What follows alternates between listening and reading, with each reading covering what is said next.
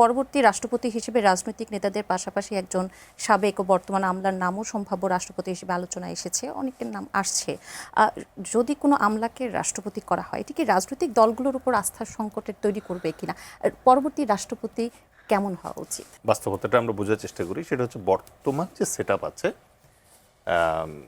প্রচলিত পদ্ধতিতে, এই পদ্ধতিতে আমি আবারও সবিনয়ে মানে সংবিধানের প্রতি শ্রদ্ধা রেখেই বলছি যে মাননীয় প্রধানমন্ত্রী যদি সম্পূর্ণ রাষ্ট্রপতিকে অ্যাভয়েড করে চলতে চান, চলতে পারেন। ওই ব্যবস্থা রাখা হয়েছে এবং তাকে সেই পরিমাণ ক্ষমতায়ন করা হয়েছে। ঠিক আছে, লাস্ট কনস্টিটিউশনের কমপ্লেইন তো এটাই ছিল যে prime minister became so powerful that দণ্ডমুণ্ডের কর্তা হয়ে উঠছিলেন উনি, এবং ওনার যে পাওয়ারটা আছে এটাকে চেক অ্যান্ড ব্যালেন্স করার কোনো অপশন ছিল না। একটাই অপশন ছিল, সেটা হচ্ছে রাষ্ট্রপতির যে পদটা, সেটাকেও আস্তে আস্তে কাটছাট করে এমন অবস্থায় আনা হয়েছে যে এই পদটা এখন টোটালি একটা অর্নামেন্টাল পজিশন ছাড়া আর কিছুই না।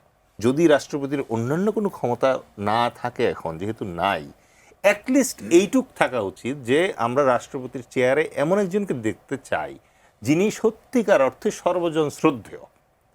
হি may not be a disturbance for prime minister, ওইরকম লোকও পাওয়া যেতে পারে, বাট অ্যাটলিস্ট প্রেসিডেন্টের দিকে তাকানোর পরে we should have that feelings যে এই লোকটা মানে রেসপেক্টেবল একটা মানুষ। এবং আমার ধারণা 18 কোটি বাংলাদেশে এরকম লোক পাওয়া যাবে, এবং এইটা বাংলাদেশের স্বার্থে, পরবর্তী প্রজন্মের স্বার্থে এটা খুব জরুরি।